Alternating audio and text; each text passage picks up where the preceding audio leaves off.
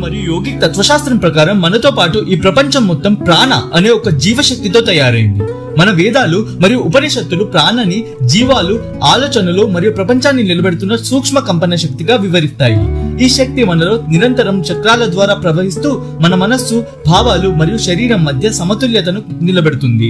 Yogic శాస్త్రం ప్రకారం ఈ శక్తి రెండు రకాలుగా ప్రవహిస్తుంది. మనం ఏదైనా పని చేస్తున్నా లేదా భావం వ్యక్తపరుస్తున్నప్పుడు శక్తి బయటకు వెళ్తుంది. అలాగే విశ్రమిస్తున్నప్పుడు లేదా ధ్యానం చేస్తున్నప్పుడు ఈ శక్తి మనలోనికి ప్రవహిస్తుంది. బయటకు వెళ్లే శక్తిని బహిర్ముఖ శక్తి అంటారు. దీన్ని మనం మాట్లాడటానికి, ఏదైనా పని చేయడానికి మరియు ఆరాధనం చేయడానికి ఉపయోగిస్తాము. మనలోనికి వచ్చే లేదా మనలో తిరిగే శక్తిని అంతర్ముఖ శక్తి అంటారు. ఇది ఆరోగ్య పునరుద్ధరణకు, ధ్యానం మరియు ఆత్మ విమర్శ కోసం ఉపయోగిస్తారు. జీవితంలో రెండు శక్తులు సమానంగా ప్రవహిస్తేనే సమతుల్యత ఉంటుంది. హిందూ మరియు యోగిక్ తత్వశాస్త్రంలో చెప్పిన రహస్య అర్థాలు తెలుసుకోవడానికి మా ఛానల్ కి సబ్స్క్రైబ్ చేసుకోండి.